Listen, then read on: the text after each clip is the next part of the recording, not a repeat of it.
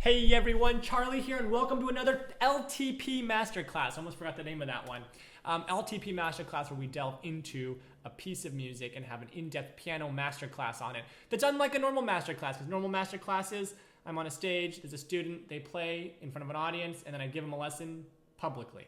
There's no one playing, it's just me. But if you want to hear me play it, there's videos on YouTube, and also my first album, Vivace, has all the etudes recorded. So that's on Spotify and Apple Music and all those things. Also my website. I am using the Cortot edition because everyone asks me what edition I'm using. A link is below. I'm not particularly oh, you have to use Cortot. It's just the one I have. Today we are working on etude number 8 of Opus 25. So if you haven't checked out the first 7 LTPs, check them out. Check it out. There's some golfing guy that says that.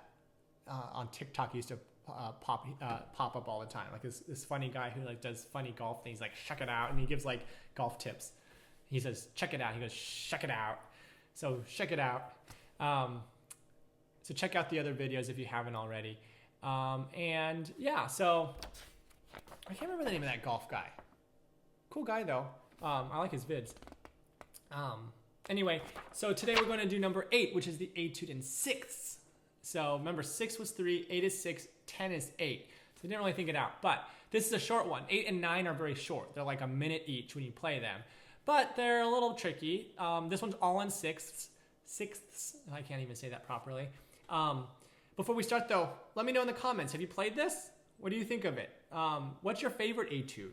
What do you like to do? What are you working on? Are you going to work on this one? Let me know below, and subscribe on all the socials, right? YouTube, TikTok, Instagram, and Facebook, and Threads, and Twitter and all that stuff. I don't really use Twitter and Threads much, but YouTube and Instagram and Facebook more. All right, let's give it a try. So this piece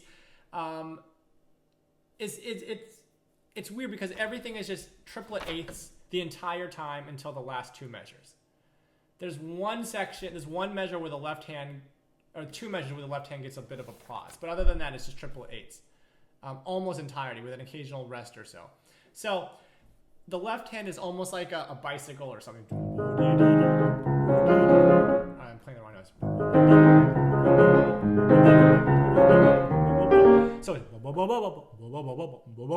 So shape it.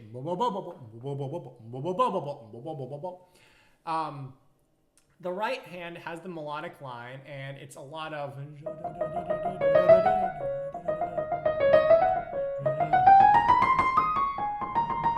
sorry. That's the first idea, and then but you're also playing it with a sixth. It's hard to play with one hand when you're used to it too. Bring out the top. So you want to weight your hand to the right so the top notes are coming out more. That's more important. The left hand, I would also suggest, aside from the bottom notes, the bass, playing because it's more interesting than. So weight it also toward the top of your left hand. So it should be.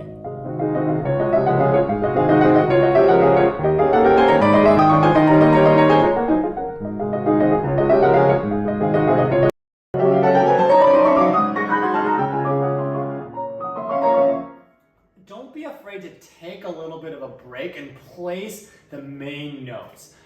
This piece can be almost dizzying because there's nothing that stops. It's and you don't want to play it like that, I think.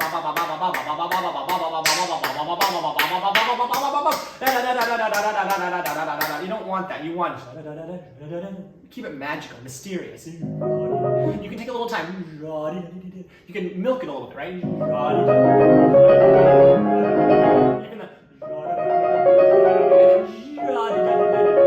Don't overdo it. If you do too much of a good thing, it becomes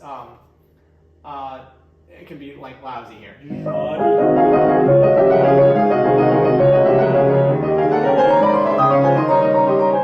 play some this here a little bit. Here.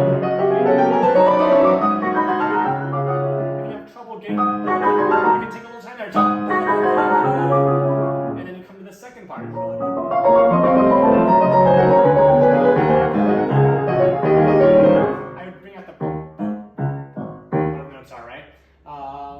it's hard to start. It's hard to start in the middle of this piece because it's so like continuous. Oh, maybe I'll start somewhere in the.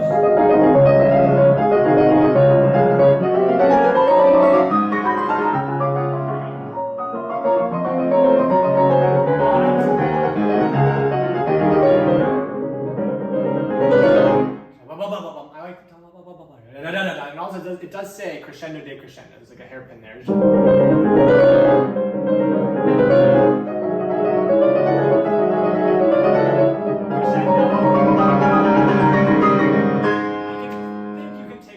when you're growing there, right? You can take time there. It doesn't have to just go right through it. Let's start back where I was.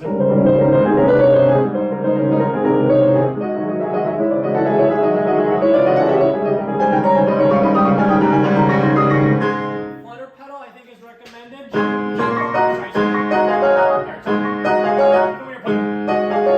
When you're doing a big jump, you can take a little time, a lot of the time.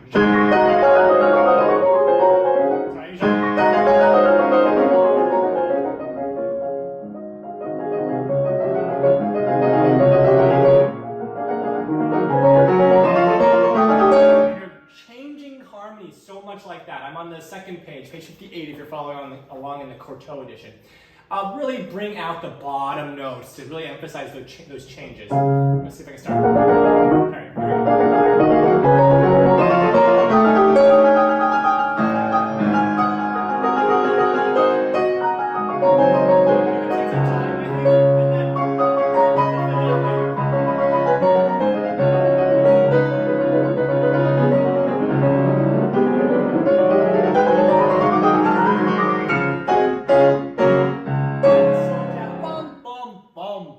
here we like you're ending a like you're slowing down a train. Deep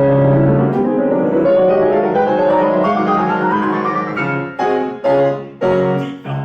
You want to be harsh, deep, and rich. And that's about it. That's number 8, the Etude in 6. Let me know what you think about this piece. Slow practicing, I mentioned this, I sound like a broken record, but slow practicing can be very useful. I have videos on how to slow practice. It involves a combination of playing slowly, doing long, short, short, long,